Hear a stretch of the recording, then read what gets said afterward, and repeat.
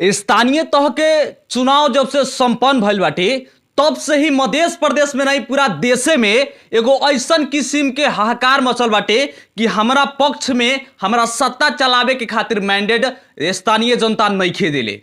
हमरा जितना बहुमत चाहिए उतना बहुमत नइखे मिलल। ई विषय लेके अभी विकास के क्रम न्यून यानी कि जीरो हो गल बाटे। ऐसा ये अवस्था बाटे बारा जिला के पचरौता नगर पालिका के। ई विषय में जनता समाजवादी पार्टी यहाँ पर ज्यादा मैंडेट ले आयल बानी। यहाँ के जे पूर्व मेयर जी बानी रमेश यादव जी, उनकर पार्टी के ज्यादा यहाँ पर बहुमत आयल बाटे।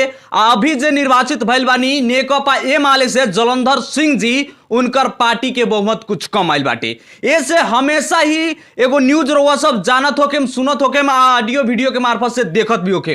विशेष करके रउआ सबके जानकारी करावे के चाहेम कि हमनी के जैसन अवस्था बाटे नगर पालिका के विकास होके के विकास करे के चाहिए, अभी तक इस साल भर के समय में होके ना सकल बाटे। अब काहे ना होके सकल बाटे? जसपा यहाँ पर पूरा ही नगर पालिका के कब्जा कर ले बानी, ऐसन किस्म के रउआ सबके लागत होकी। लेकिन सही बात का बाटे, एक खातिर पूर्व मेयर रमेश यादव जी के कार्यक्रम में हमनी स्वागत करे के चाहेम, आ विशेष बातचीत जाने के चाहेम, विस्तृत जानकारी लेवे के चाहेम कि काहे आज जनता समाजवादी पार्टी जसपा पार्टी पचरौता नगर पालिका के कब्जा कर ले बाटे, काहे घेराव कर ले बाटे, काहे ना काम होकत बाटे, सही बात में का बाटे। एक खातिर स्वागत करे के चाहे मेयर जी के, रउआ के बहुत बहुत स्वागत बाटे। धन्यवाद बा।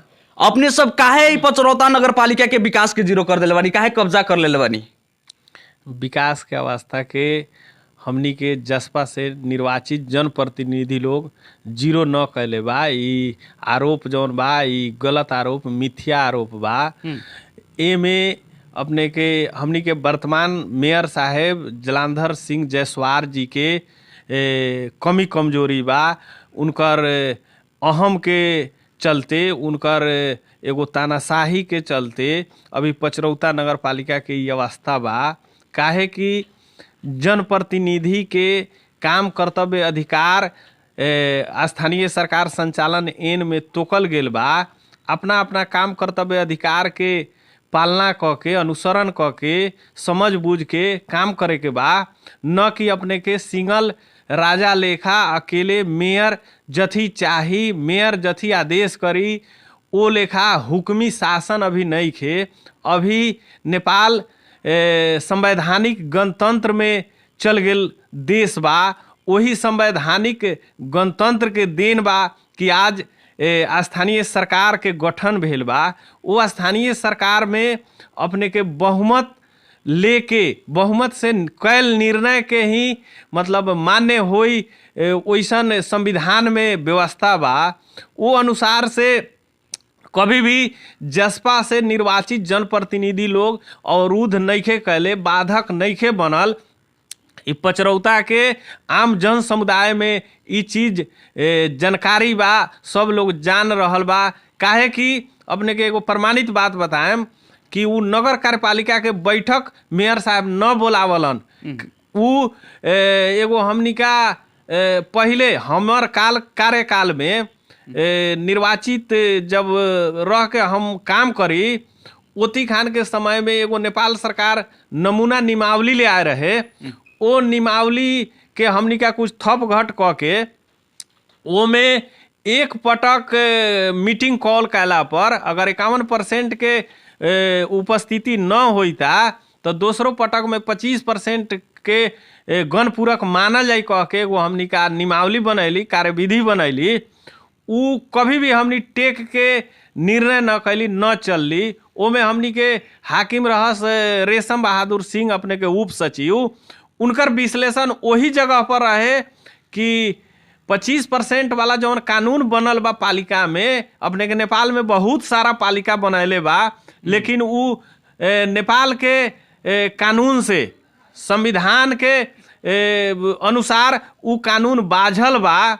संघ के कानून में स्पष्ट व्यवस्था बा कि व्यवस्थापिका कार्यपालिका के बैठक 51% से कम गणपूरक संख्या ना मानल जाए।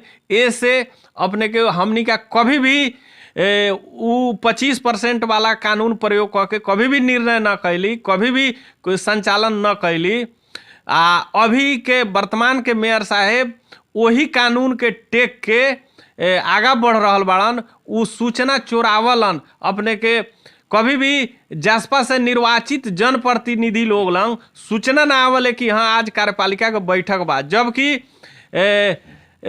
स्थानीय सरकार संचालन एन में व्यवस्था बा कि महीना में कमती में 2 बेर कार्यपालिका के बैठक अनिवार्य रूप से होए के चाही, जवन की उ ना करावलन। उ सूचना चोरा के उ अपन लोग के बैठा के, काहे कि ऑफिस उनका हाथ में बा, माइनेट उनका हाथ में बा, उ सूचना चोरा के आ उ अपन माइनेट लिखे वाला काम करत होई हन, तो उ हमनी न बता सकत रही। लेकिन अभी तक ले इतना दिन बीत गेल, 8 महीना 9 महीना, कार्यपालिका के बैठक एक बेर मात्रे भेल बा। अपने के शुरू में 3वां महीना 5 गते, ओकरा बाद एको गो कार्यपालिका के बैठक उ ना करावे सकल बाड़न। असक्षमता के अपने के वही लंग से लौक रहल बा कि उ असक्षम बाड़न। काहे कि जनप्रतिनिधि जितना ज्यादा संख्या में मीटिंग में उपस्थित होई, सबके बात सुनल जाई, सबके जवन एजेंडा पर सब केहू के तर्क आई, वो तर्क के बहुमतीय प्रक्रिया से, पहले तो सर्वसहमति के प्रयास, न तो बहुमतीय प्रक्रिया से ओकरा के निर्णय क के कार्यान्वयन कल जाई। जवन काम अभी के वर्तमान के मेयर साहब हमनी के न करे सकलन, असक्षम उ बाड़न, लेकिन आरोप दूसरा पर लगावलन। उ आरोप मिथ्या है, अप्रमाणित है, गलत है। काहे कि उ सक्षम नहीं खन, फेस करे न सकैतारन जनप्रतिनिधि लोग के, वो लोग से माने तर्क क के वो लोग के कन्विंस न करे सकैतारन, समझावे न करे सकैतारन, अथवा उ जनता के हित के योजना से न ले आवे सकैतारन, जवना का चलते उ आज तक ले नगर पालिका के बंधक बना के रखले बाड़न, आज तक ले फेलियर बनावे के रास्ता पकड़ लेले बाड़न। एगो उदाहरण देवे के चाहम हम, अपने के काठमांडू महानगर पालिका में स्वतंत्र मेयर अपने के बालेंद्र शाह जी जीतल बाड़न। उनका पार्टी से चाहे उनका पक्ष के एको गो वार्ड अध्यक्ष लोग नहीं थे, न कार्यपालिका सदस्य बा, न नगर सभा सदस्य बा, फिर भी वो अपने के महीना में 3 गो 4 गो बैठक कंटिन्यू अपने के कार्यपालिका के बोलावलन। आ में सब केहू के जनता के हक में जवन उनकर एजेंडा रहले, वो एजेंडा पर हरेक लोग उनका के सहयोग करेला, आगाड़ी बढ़ले, तैयारी होकले, निर्णय करले, उ निर्णय कार्यान्वयन करावलन। वो लेखा हमनी के पचरौता के मेयर जलांधर सिंह जायसवाल जी न करे सकैतारन, ई असक्षम बाड़न। हम ही बात दावा के साथ कीट के पुष्टि क के अपने लोगन के सामने जैसे कि अपने कहनी है कि राजा बने के प्रयास हो रहल बाटे, लेकिन वो मेयर साहब के कहनाम बाटे पहिलका मेयर साहब राजा बने के प्रयास कर रहल बानी, उनकरा के ज्यादा बहुमत मिलल बाटे। ऐसे हमनी के कार्यपालिका बैठक में बोलैला के बाद भी वो कह देवेनी कि ना जाए वार्ड अध्यक्ष जी, ना जाए कार्यपालिका सदस्य तो ना आवेनी। ई विषय पर क्या कहे के चाहिए? ई बात भी अपने के उनकर सवाल हो सकता, गलत बा। काहे कि अपने के जे कार्यपालिका सदस्य बा अथवा नगर सभा सदस्य बा, उनका से हमरा पाछा में भी अपने वो लोग से जाके सवाल कर सकते रही कि वास्तव में अपने लोगन के पूर्व मेयर रमेश यादव रोकलन आ कहलन मीटिंग में चिट्ठी आवते रहले आ ना जाएला, आ कि अपने लोगन लग चिट्ठी ना आवले। ई चीज वो लोग से भी अपने लोगन जाके बातचीत कर सकतारी, आ चिट्ठी देख सकतारी, चाहे ना चिट्ठी आवले वो बात वो लोग कह सकता। हमरा जहाँ तक जानकारी बा कि वो लोग लंग सूचने ना आवले, चिट्ठिए ना आवले बैठक के कि हाँ फलना गते बैठक बा, हे एजेंडा पर बैठक होए वाला। अपने आम जनता में काहे कि एक दिन के बैठक बुला लेला से 5 वरिष्ठ नगर पालिका चले के अवस्था नहीं है। नगर पालिका के चलावेला अपने के कंटिन्यू कार्यपालिका के बैठक होए के चाहे महीना में मिनिमम 2 गो, मैक्सिमम अपने के 6 गो भी करा सकते रही अवस्था स्थिति अनुसार। आ साल भर में अपने के 2 गो अनिवार्य कानूनतः 2 बेर नगर सभा करावे के बा। तो मान लिया ई चीज एक बेर कायला से होए वाला नहीं है, तो सूचना अपने कितना बेर चुराएम, कितना बेर गलत काम करम, यहाँ तक कि गलत अपने न कैले बाड़ी तो सर्वोच्च भी वो कानून के स्टे कर देलक। वो बाझल कानून बा। अपने जवन हाकिम अभी नगर पालिका के जे बाड़न महेश मिश्रा जी, उनकर जानकारी के अभाव आ चाहे वो जान के मिचैत हो कानून के, अथवा मेयर साहब के आदेश से मिचैत होइहन कानून के, अथवा उनका अनुभव नहीं है स्थानीय चलावे के, लेकिन कहीं ना कहीं हाकिम अगर सक्षम रहत, उप सचिव हाकिम रहत, कानून के जानकार रहत, अनुभवी हाकिम रहत, तो 25% कानून वाला बैठक कभी भी प्रमाणित मायने टू न करत। काहे कि उ कानून संघ आ प्रदेश के कानून से बाझल कानून बा। वो कानून के टेक के कभी भी निर्णय होई तो उ निर्णय मुद्दा मुकदमा पड़ी, अदालत ओकरा के स्टे कर दी, जवन की उ कानूने के स्टे अपने के सम्मानित सर्वोच्च अदालत के संवैधानिक इजलास से अपने के हो चुकल बा। अब उ कानून टेक के जितना ही अपने के आगा बढ़ल होइयन उ सब चीज रोक लाग जाई। तो गलत कानून काहे प्रयोग करे के, बनेला बनल उ कानून, लेकिन उ कानून गलत रहे, संघ के कानून से बाझल कानून रहे, तो हमनी कभी भी वो कानून के प्रयोग ना कैली। हमनी का कभी भी बहुमत पर विश्वास करके बहुमत से नगर पालिका चलैली, नगर पालिका के बंधक कभी भी ना बने देली। अपने के जनता के दुख बनावे को होखले, जनप्रतिनिधि के मतलब होखले जनता के दुख बनावे के पड़ी, जनता के दुख के अपन दुख बुझे के पड़ी, ओकरा दुख ला हरदम खड़ा होए के पड़ी, ओकरा के सहयोग के भावना करे के पड़ी। उ विकास निर्माण से होको, व्यक्तिगत कोनो समुदाय में कोनो समस्या होको, ओकरा ला निर्णय क के होको, जथी करे के पड़ी उ अपन दुख समझ के क्विक एक्शन लेके अपने के पूरा करे के पड़ी। तो लेकिन कहना बाटे जलंधर सिंह अभी जी उ दुख चीज नहीं न हो रहल बा। जनता के दुख ना बुझता नहीं अपन दुख जलंधर सिंह जी। जनता के दुख के अगर उ दुख बुझतन तो अभी तक ले इ नगर पालिका के ये अवस्था में उ न लेग रहतन। उ अपने के जीतल जितना जनप्रतिनिधि लोग रलक ह वो लोग से बैठा के टेबल टॉक कैले रहतन, वार्ता के माध्यम से समस्या के समाधान कैले रहतन, आ एगो कॉमन एजेंडा पर गे रहतन, एगो साझा एजेंडा पर गे रहतन, एगो न्यूनतम एगो शर्त न्यूनतम एजेंडा पर गे रहतन, आ नगर पालिका के समझौता के तहत आगा बढ़ा के विकास निर्माण के काम से लेके सेवा सुविधा वाला काम भी अपने के पारदर्शी रूप से आगा बढ़ाले रहतन, जवन की उ न करे सकैतारन। उ एगो अपने के हुक्मी राज चलावे के चाहतारन, जवन की कदापि अपने के पचरौता के जनता के अथवा राजनीतिक दल लोग के स्वीकारे नहीं खे। ओ एवज में अपने के कड़ा अपने के काहे कि अपने के बता दूं कई बेर अपने के पटक ए पर प्रेस विज्ञप्ति जनप्रतिनिधि लोग भी जारी कैले बा, राजनीतिक दल लोग भी जारी कैले बा, लेकिन ओ प्रेस विज्ञप्ति के ओ ज्ञापन पत्र के कौनो उ वास्ता न कैलन, कौनो सुनवाई न कैलन।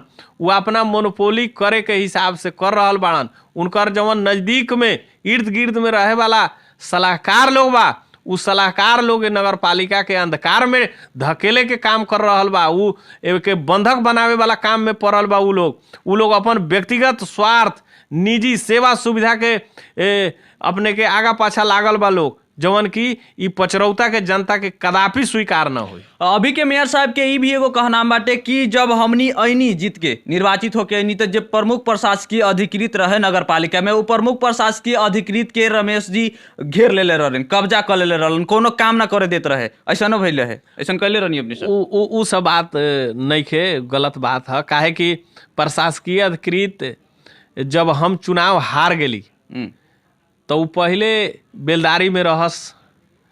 जब हम चुनाव हार गेली, चुनाव के जब रिजल्ट आ गेल तो उ हाकिम कुछ दिन पहले ही से अपन डेरा कलिया में रह के नगर पालिका के काम करे लगलन। आ उ लोग माने गलत निर्णय पर उनका से जबरदस्ती एक्सरसाइज करके दबाव दे के धमकी दे के प्रलोभन दे के सही करावे वाला प्रमाणित करावे वाला जे काम कलक लोग, जवना का चलते उ हाकिम डर से होखो भय से होखो उ भाग गेल। लेकिन ई बात नहीं है कि हाँ रमेश जी ओकरा के नुका देलन, रमेश जी ओके राख देलन। तो मेयर साहब तो कहता नहीं अपना ही के वार्ड अध्यक्ष जी जाके उनका थरकावत रहनी कि इसे न करे के बाटे का। वो संदर्भ में अपने के बतवई तरी हम वो हाकिम साहब जब गलत माइनेट प्रमाणित कैलन, अल्पमत के निर्णय के जब प्रमाणित कैलन तो सही बात है इन्हें के बहुमत पक्ष के जानकारी न रहे, चुरा के कैल निर्णय रहे, तो ओकरा के हाकिम साहब के ई लोग डर तरास दिखैले रहे। उ लोग डर तरास देखा के सही करैले रहे, तो ई लोग डर तरास देखा के कहलक कि अपने लिख के हमरा के दियो कि हाँ डर तरास से चाहे हम हे अवस्था में माइनेट प्रमाणित कैली है, अपने लिख के दियो। तो उ लिख के भी देले बाड़न प्रमाण के रूप में। अपने के पटक पटक हमनी का जब वो हाकिम के कोनो चीज करती, देखल जाओ आज के जमाना में पढ़ल लिखल एगो आदमी हाकिम रहल आदमी के अपने किछो कहम उ अपने के हु बहू कहल कर न सकता। काहे तो उहो एगो पढ़ल लिखल समझल लोग अथवा हरेक चीज के उ अवस्था के भापल लोग बा, बुझल लोग बा। तो हमनी का उनका के हई काम कर कह देली से है ही नहीं करे के बा, उ कहलन उ बात सरासर गलत बात है। अपने के वो हाकिम साहब आज भी पचरौता नगर पालिका में 4 नंबर वार्ड के स्वास्थ्य चौकी में काम करलन। अपने लोगन उनका से भी अंतर्वार्ता ले सकैतरी, अवस्था स्थिति बुझ सकैतरी। वो उनकर मोबाइल पर काहे कि बेलदारिये में काम करलन, तो कभी कभी उनका से भेंट होखले तो वो माने रिकॉर्ड भी सुनैले बाड़न कि हमनी के वर्तमान के मेयर साहब उनका के बार बार धमकी देले बाड़न फोन पर। उनका लंग रिकॉर्ड बा जी। मेयर साहब के आवाज स्पष्ट बा कि हाँ अपने का चेक काटे के नहीं खे, चेक पर सही करे के नहीं खे, अपने का यहाँ नगर पालिका में ना आओ, हेठौड़ा चाहे चौपुर में रह के अपने का चेक से सही करू, हम वो अपने के डेरा दिवई तारी रखई तारी। तब मान लिया वो चोरी हिसाब से इस संस्था चले सकी, जवना के चलते वो बुझलन कि हम देखल जाओ हम अपने के लिख के दे देले बाड़ी, हाकिम दोसर ले आवेला, हाकिम मंत्रालय दोसर ले निर्णय कर देले बा, वो हाकिम के अपने लोगन न ले तारी। कारण बा अपने लोगन चाही तारी हमनी के जी हजूरिया करे वाला हाकिम गौरी जी के ले आवेला, निमित्त बनावेला, जवन की मंत्रालय में नियम कानून बा कि निमित्त हाकिम बनावेला, कार्यपालिका के निर्णय चाही बहुमत से, जौन की उनका लंग बहुमत नहीं के, वहाँ फुल हाकिम के निर्णय भे रहे अपने के उप सचिव के। ये लोग धमकी दे के मेयर साहब के पक्ष वो हाकिम साहब के न आवे देलन, लेकिन विभिन्न किस्म के वो आरोप प्रति आरोप खाली अपने अगर अभी के वर्तमान के मेयर साहब आरोप प्रति आरोप पर विश्वास करलन तो उनका फिर बा आरोप प्रति आरोप करस, काम पर विश्वास न करलन वो हमनी बुझई तारी। हमनी वैसा लोग नहीं कि खाली आरोप लगावल जाओ के ऊपर, काम क के देखैले बाड़ी, हमनी काम के रिजल्ट पर विश्वास करे वाला लोग बाड़ी। आ उ दूसरा के गाड़ी दे के विश्वस्त रहे वाला लोग बाड़ा, गाड़ी दे से हमनी ओर से कोनो कमेंट नहीं है उनका पर। तो वो तो कहेलन कि हम कितना बार प्रयास करेली लेकिन आवेला ना, हम गरियाई काहे खातिर। तो अपने कहता नहीं गाड़ी देवे खातिर, उहो कहनी कि हमनी सब बहुत बढ़िया योजना सब भी रखले बानी, हमनी जितना जनता से प्रतिबद्धता कैली उ काम करे में हमनी के 51% के सहमति ना मिलल, इससे हमनी 25% वाला लागू करनी, उनका सबके मुद्दा अपने सब मुद्दा देनी, उनकरा के फंसा देनी। अब कहतनी अब कानूने मान लिया बाझल कानून बा, उ कानून अधूरा कानून बा, उ कानून अपने के लागू होए वाला कानून नहीं है।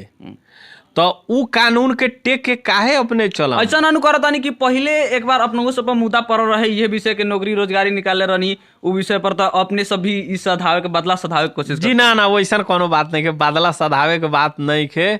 हमनी का कानूनी राज्य पर कानूनी चीज पर विश्वास करके चले वाला लोग बाड़ी। अगर अपने गलत न कैले बाड़ी तो अपने के कानून से न डराए के पड़ी।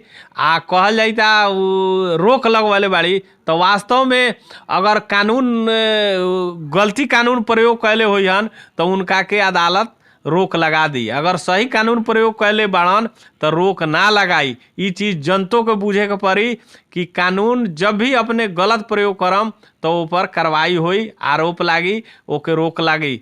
अपने के सुनले हो हमनी के मेयर साहब के वर्तमान मेयर साहब के आचार संहिता उल्लंघन कैले रहलन ह। नेपाल भर में सबसे ज्यादा जरिमाना में पड़े वाला मेयर में ही बाड़न, जनप्रतिनिधि में ही बाड़न। इनकर 25,000 निर्वाचन आयोग जरिमाना कैले रहलक ह।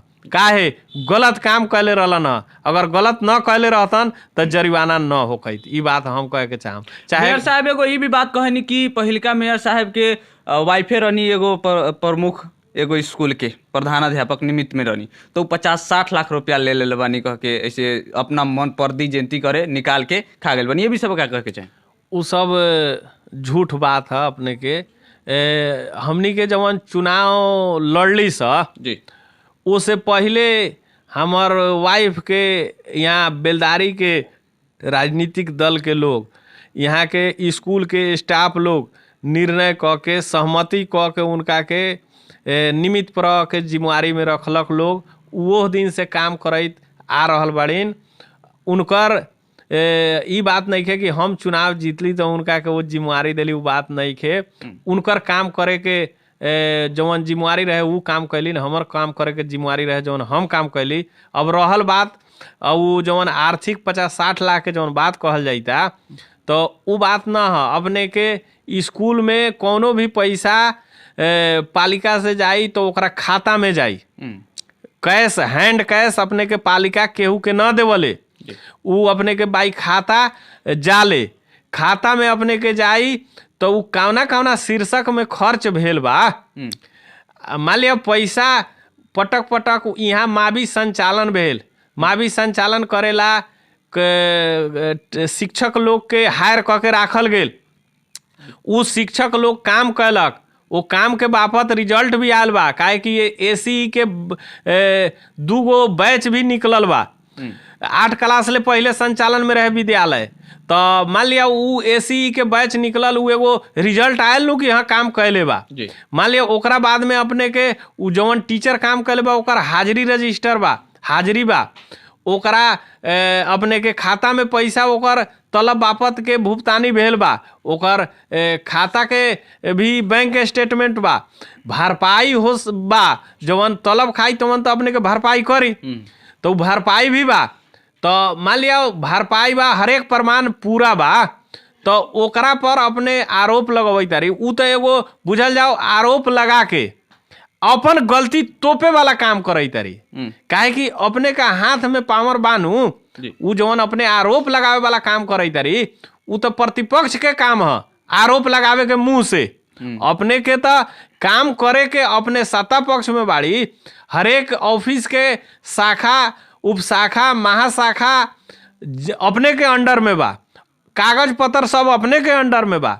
अपने ओकरा के देख सकई तारी, ओकरा के समझ सकई तारी, गलत बा कि सही बा, गलत बा तो ओकरा पर स्पष्टीकरण पूछ सकई तारी, कार्रवाई कर सकई तारी, अथवा कार्रवाई करे के राइट नहीं के तो कार्रवाई करे वाला निकाय में सिफारिश कर सकई तारी। इस सारा अधिकार अपने लग रहते हुए अपने मुंह से आरोप लगावे वाला काम करई तारी, कहीं ना कहीं अपन गलती तोपेला दूसरा पर आरोप लगवई तारी। काहे कि अपने काम पर विश्वास करल जाई थोई तो काम क के देखावल जाई। ई आरोप लगा देला से जनता विश्वस्त हो जाई आ जनता समझ जाई। वो बात नहीं के जनता नेता से अभी के अवस्था में नेता से जनता चालाक बा, जनता सब बात बुझ रहल बा कि सच्चाई का बा आ गलत कथी बा। अपने के ये तही के यही नगर पालिका के अवस्था अपने के एगो जानकारी कराएम कि सब जनप्रतिनिधि लोग के काम कर्तव्य अधिकार तोकल बा, लेकिन 5 नंबर वार्ड अध्यक्ष के काम कर्तव्य अधिकार नहीं खे तोकल। उनका वार्ड में काम करे के जरूरी नहीं खे, वो दिन रात नगर पालिका में बैठ के काम करिहन। तो वैसन कि अपने अगर कानून मेयर साहब के हम अपने अगर कानून लागू करे के चाही तारी तो पहले अपने कानून माने के पड़ी, अपने कानून के दायरा में रहे के पड़ी। वार्ड नंबर 5 तब दूसरा के कानून सिखावे के पड़ी, न तो कानून दोसर लोग ना मानी अपने के कहला से वो बात हो खले। जैसे कहनिया कि वार्ड नंबर 5 के वार्ड अध्यक्ष जी नगर पालिका में ही बैठे तो कोनो प्रमाण बाटे हमनी के रमेश जी जगह? एक प्रमाण अपने के 5 नंबर वार्ड के जनता से भी अपने पूछ सकई तारी। वार्ड कार्यालय खुलल के बेला में अपने वार्ड कार्यालय में भी जा के देख सकई तारी। वहाँ अपने वार्ड सचिव होइहन उनका से भी पूछ सकई तारी। अपने के 4 आदमी वार्ड सदस्य जीतल बा उनका से भी पूछ सकई तारी कि वार्ड अध्यक्ष जी कई दिन वार्ड में बैठे तारन, कई घंटा वार्ड में बैठ के जनता के सेवा करई तारन, जनता के काम करई तारन, कि कंटिन्यू खाली पालिका में बैठल हन।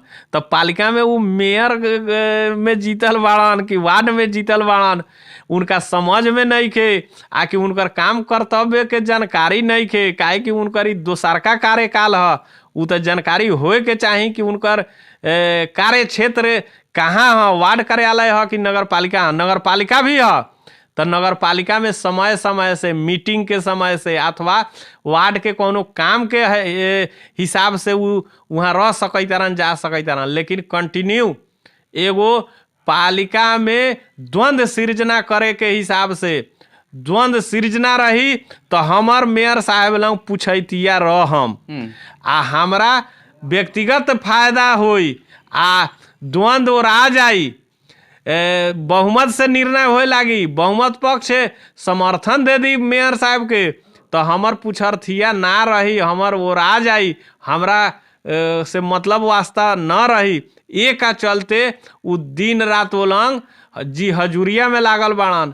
आ 5 नंबर के वार्ड के जनता भाड़ में जाओ। अब काम के बात बा तो जे काम केहू का रहल उ सादा दूबर है, काम करावे वाला सेवाग्राही। तो आज के हिसाब से देखल जाई था उ केकरो काम होई तो वार्ड में जाई, सचिव लिख दी आ उ लेके जाई उनका दूरा पर, जेती खान रहियन ओती खान सही कर दिहन, हो गेल। लेकिन वार्ड में जाकर बैठी हन कि हाँ वार्ड कार्यालय हमर चलैता कि न चलैता।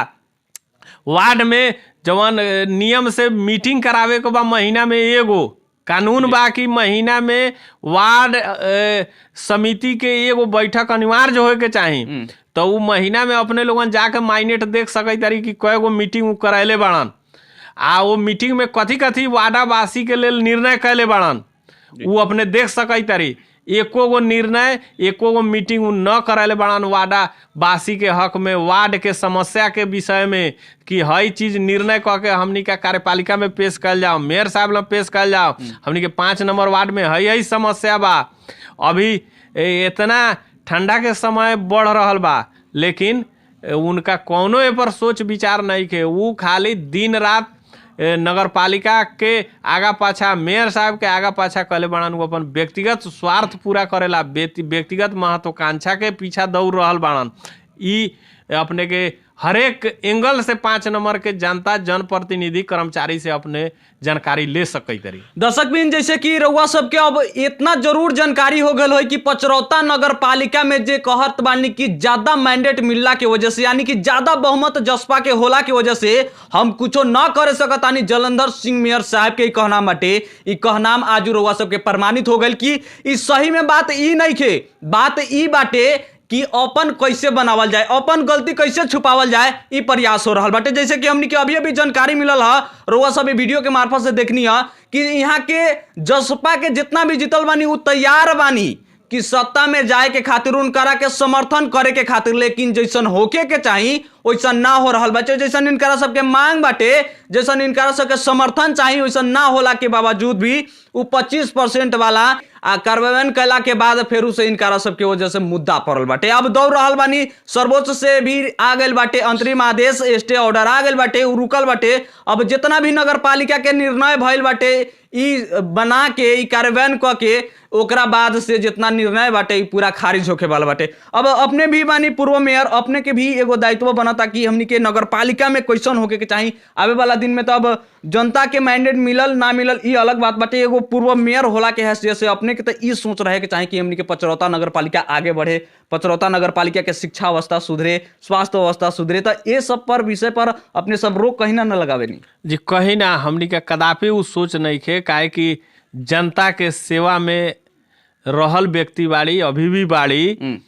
तो हमनी के उ कदापि सोच नहीं खे। हमनी के हर क्षण सोच है कि पचरौता के गई सुखी रही, के गई समृद्ध होई, के गई यहाँ ज़्यादा से ज़्यादा विकास निर्माण के काम होई।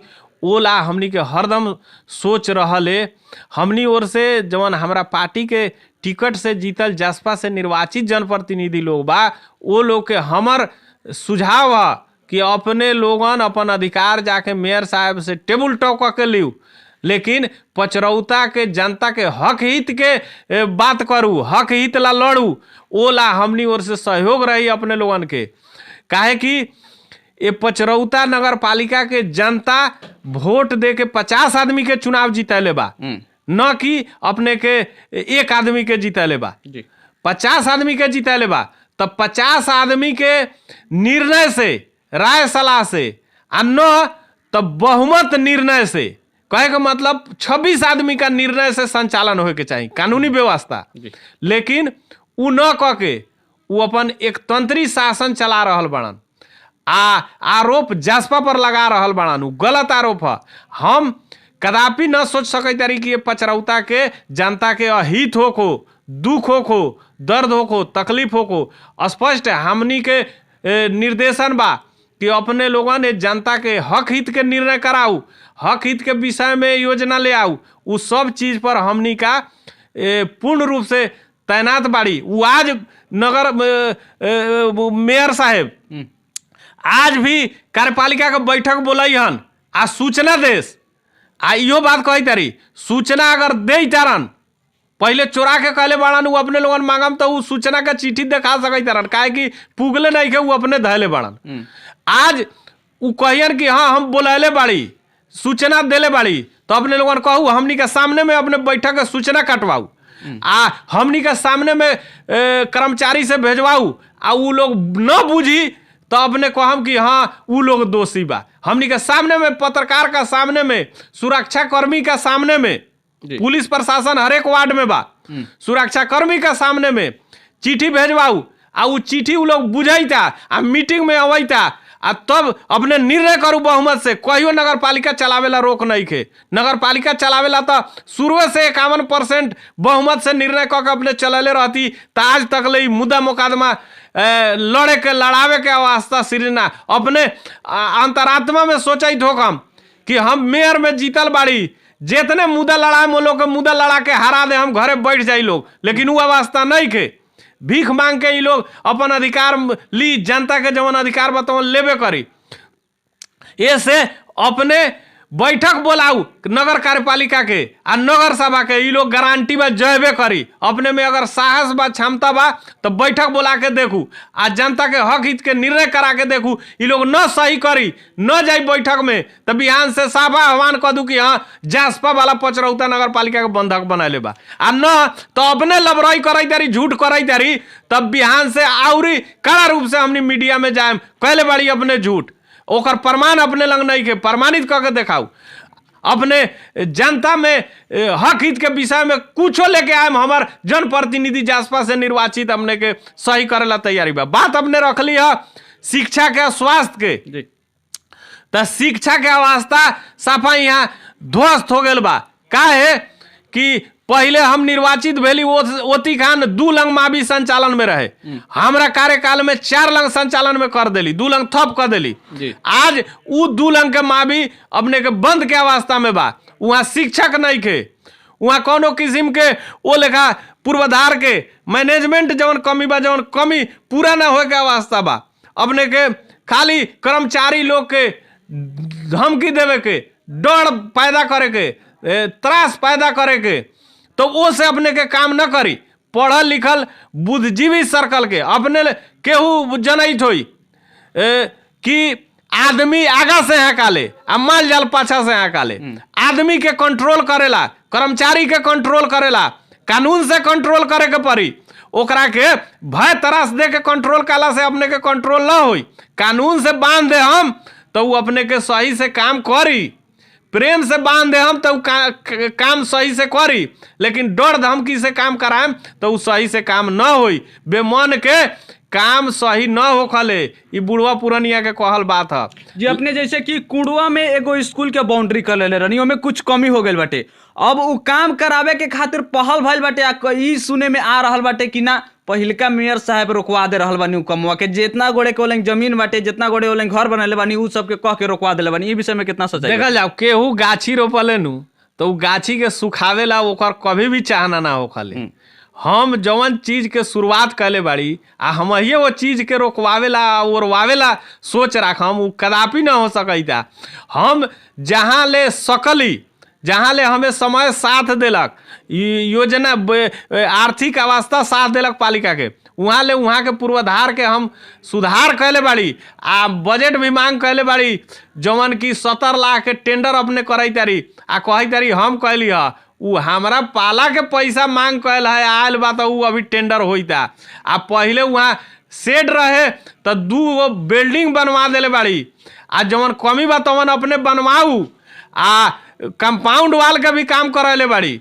तो कंपाउंड वाल जवन अधूरा रह गल बा, बाकी रह गल बा, उ काम अपने योजना रा के कराऊ, उ अपने का जिम्मेवारी हो के पूरा करे के। तो कहता नहीं न पूरा करम, नहीं अपने रोक लगा देता नहीं तो कैसे काम न पूरा करम तो उ अपने से जनता प्रश्न करी। रोक लगावे के बाद तो कहीं केहू अगर कह देवे कि हाँ हमें रमेश जी रोकले बा, कहले बा से न घेरे देवे के बा, तो वो लंग ले चलू हमरा के, हम चलेला तैयारी बाड़ी। आ वो आदमी से हम पूछम कि हम तोरा के कहिया कहलिया रोकेला, आ अपने लंग पावर बा, शासन प्रशासन बा, उ सब चीज प्रयोग करके अपने ओकरा के नहीं घेरवाएम। अपने देखले हो हम पत्रकार महोदय के हम कही तारी, अपने देखले हो हम वो लंग स्पॉट पर जाके कि उ जे लंगले योजना बजट पुगल वो लंगले घर में भी घेरवा देले बाड़ी। उ घर वो दिखान बरसात के समय रहे तो वो लोग स्थानीय जनता लोग वो लंग के अनुरोध कैलक कि मेयर साहब अभी यही घर तुरवा दिए तो हमनी का बेआशय हो जाए। तो ई घेरवावेला अपने घेरवाऊ जितना पड़ता उतना तुरवा के आषाढ़ बीत जाई तो हमनी तुर ले, हम बरसात के समय बीत जाई तुर ले हम, लेकिन उ लोग न तुरले होई तो अपने तुरवाऊ ओकरा के कानून से शासन प्रशासन लगा के, नगर पालिका के मर मशीन लगा के अपने तुरवाऊ ओकरा के आ काम क के देखाऊ। खाली गप काला से ना होई, गफाड़ी के टीम गोट काला से नगर पालिका ना चली। आ रहल बात स्वास्थ्य के, तो स्वास्थ्य के अवस्था भी वैसने जर्जर अवस्था हो गल बा, काहे कि नगर अस्पताल बंद हो गल बा। नगर अस्पताल के कर्मचारी के अपने हटा देले बाड़ी, नगर मावी में काम करे वाला शिक्षक के हटा देले बाड़ी, ओकर तलब न दे तारी, बहाली कह के न रख तारी। अपने स्वास्थ्य चौकी समय जाएम तो अभी तक ले दवाई नहीं के स्वास्थ्य चौकी में जनता के लेवेला, यही लेखा जाले कर्मचारी सब बैठ के आवले आ कहियन कि हम वो कर्मचारी के हटा देली, ना रखली, ना राखम, तलब ना दे हम, उनकर विषय है राखस ना राखस, लेकिन संस्था बंद कैल उचित नहीं के, सेवा बंद कैल जनता के, काहे कि शिक्षा स्वास्थ्य मौलिक हक अंतर्गत पड़ले। उ जनता के अधिकार है, जनता के अधिकार कहीं भी कोनो जनप्रतिनिधि चाहे कोनो निकाय बंद न कर सकता, जवन कि उ बंद कैले बाड़न, उ एगो घोर अपराध कैले बाड़न। आ कथी बात बा, अभी जवन उ कर्मचारी बहाली क के भेजे के प्रयास में बाड़न, तो एगो पहले काम करे रहलक है जवन दक्ष कर्मचारी रहलक है, ओखनी के काम क के अनुभव रहलक है, लेकिन ई चाही तरन वो सब के हटा के नया कर्मचारी के ले आवे के वो जगह पर रिप्लेस करके। तो अपने के बेरोजगारी समस्या के अंत के परिभाषा उ ना है, परिभाषा ओकर है कि नया रोजगार सृजना क के रोजगारी के बेरोजगारी समस्या के अंत कल जाले, न कि जवन पहले से काम में बा आ ओकर अभी अवधि पुगल नहीं खे, ओकर माने टाइम लाइन पुगल नहीं खे, ओकरा के हटा द आ फिर वही सीटवा पर दूसरा के राख द। ई बेरोजगारी समस्या के अंत के ई समाधान न ह, ई आउरी बेरोजगारी बढ़ावल के बरोबर ह, जवन कि उ कर रहल बाड़न। उ अपन आसे पासे, उ अपन इर्द गिर्द के लोग के राखेला, ई सब चीज कर रहल बाड़न। सेवा बंद कर दू आ बिहान के दिन में हम अपन लोग के फेन बहाली कर दू आसे पासे के, आ उ सेवा चालू करम तो कहम से ई सेवा हम चालू कैली ह। तो जनता उ चीज उतना जनता मूर्ख नहीं के से उ बात न बुझी, सब बात बुझ रहल बा जनता। अपने वायरस छोड़ के आ दवाई के दुकान खोल के दवाई बेचे के चाहम तो जनता उ बात बुझैता, जनता उ समझैता। अपने के हर एक बात पर जनता निगरानी कर रहल बा कि कितना अपने गफ मारी ले। तो गफाड़ी के झुंड से संस्था ना चलले। आउरी कथी होखले, विद्वान के कथन बा कि पाप आ पुण्य ई दोनों एगो माला के भांति, मोती के माला जगह होखले ओकरे भांति पाप आ पुण्य के माला बिना ले। अपने के एगो अच्छा काम करम तो दोसरका अच्छा काम करेला उत्प्रेरित करी ओकर मोती। तो दूसरका अपने अच्छा काम करम, तीसरका अच्छा काम करम, वही करत करत अपने के एगो पुण्य के माला तैयार हो जाले। आ गलत करे वाला लोग ला एगो गलत कर्म तो फेन एगो गलत करेला उ उत्प्रेरित करे लागी, फेन एगो कही से हयो गलत कर तभी तो पता बा। तो वो गई करते करते एगो गलत के एगो भाड़ा एगो भर जाले हड़िया, तो वो एक दिन फूटले। तो वो लेखा गफाड़ी सके झुंड बना के आ पाप के माला बनावे वाला काम न होखो। पचरौता जनता के सुखी समृद्ध विकसित करे के बा तो सही से अपने के कानून संबद्ध काम कह के दिखावे को पड़ल। हम एगो बात अपने के कहे के चाहम, जहिया शुरू में हम चुनाव जीतली वो दिन पचरौता नगर पालिका शून्य के अवस्था में रहे, न केनाऊ नगर पालिका का बैठेला जगह रहे, न वार्ड का बैठेला जगह रहे। बहुत जगह वार्ड में स्वास्थ्य चौकी न रहे, अपने के ये बाटो घाटों के अवस्था ठीक न रहे, कर्मचारी न रहे, लेकिन वहाँ मर मशीन से न रहे, गाड़ी घोड़ा न रहे। लेकिन हमनी का 4 बरिस काम करेला मिलल। वो 4 बरिस में काहे कि 6 महीना पहले ही बाद में चुनाव भेले ने, अपने लोगन भी जनई तारी। आ 6 महीना पहले ही हमनी का चुनाव में माने पूरा लागल हल्ला हो गल पूरा वो में। तो 4 बरिस हमनी काम कैली। वो 4 बरिस में अपने के पचरौता के सड़क संजाल अपने देख सके तारी कि हरेक वार्ड में हेवी गाड़ी से ट्रक टिपर जाए के अवस्था हमनी चालू कर देली। अपने के मावी शिक्षा में 2 गो मावी संचालन रहे तो 4 गो मावी संचालन करके दिखा देली। अब हरेक जगह पूर्वाधार के अपने के जहां वास्ता रहे जितना योजना अपने के हमनी के लिमिट देलक उतना काम करके दिखा देली। स्वास्थ्य में अपने के जहां स्वास्थ्य चौकी न रहे वो वार्ड में स्वास्थ्य चौकी स्थापना करा देली। यहाँ नगर अस्पताल पचरौता नगर पालिका में संचालन करके दिखा देली। साफा निर्णय से या कानून संबद्ध अपने के पूरा सेवा सुविधा संपन्न नगर अस्पताल संचालन करवा देली, जौन की अपने बन कल बड़ी। यहाँ 15 सैया के अस्पताल भी पचरौता नगर पालिका में अपने के वो शिलान्यास करा के बन रहल बा, उहो आगा काम बढ़वा देली। अपने के नगर पालिका के बैठेला भवन बनवा देली। हरेक वार्ड 9 वार्ड के बैठेला जगह बनवा के 9 वार्ड संचालन में ले आ देली। अपने के जनता के जितना डायरेक्ट लाभ होए वाला गाड़ी घोड़ा सा एम्बुलेंस, अपने के कहीं रास्ता बिगड़ जाए एस्कावेटर ना बैकू लोडर, अपने के ग्रेडर रोलर टिपर, वो हरेक गाड़ी खरीद करके नगर पालिका में व्यवस्थित कर देली। सारा चीज संपन्न रहित अपने नगर पालिका न चलावे सकै तारी। कहीं ना कहीं अपने अहम में घमंड में एगो राजा शाह के रूप में तानाशाह के रूप में अपने एक तंत्री शासन चलावे के चाही तारी। जौना के देन बा कि पचरौता नगर पालिका आज तक बंधक में बा। आ पचरौता नगर पालिका के जनता शास्ति भोगैता, दुख भोगैता। आ उ आरोप अपने दूसरा पर लगवै तारी, उ मिथ्या आरोप है, गलत आरोप है। समय देने एकरा खातिर धन्यवाद बा अपने के पूरा टीम के। दर्शक बिन जैसे कि अपने सबके अब पूरा खुलासा हो गया हो कि पचरौता नगर पालिका में सत्ता के कोनो बात नहीं के। पचरौता नगर पालिका में जसपा ज्यादा जीत गल बाटे, इससे कोनो फर्क नहीं के। जसपा पूर्ण रूप में तैयार बाटे कि यदि मेयर साहब हमनी के बोलाई तो हमनी जाके 51% बहुमत पुगाए। मेयर साहब यदि बोलाई 51% बहुमत पुगैला के बाद सही निर्णय होके तो हमनी सब में सहभागी होके। ई विषय पर रउआ सब के निर्णय का बाटे, रउआ सब एक का सोचतानी, कौन दृश्य से देखतानी, कमेंट करके जरूर बताइए। और ये अगला वीडियो में मिले के वादा करत आज के वीडियो से हम चंदन कुमार विदा लेवतानी। देखत रही रेडियो कलैया 101.7 मेगाहर्ट्ज। नमस्कार, जय नेपाल।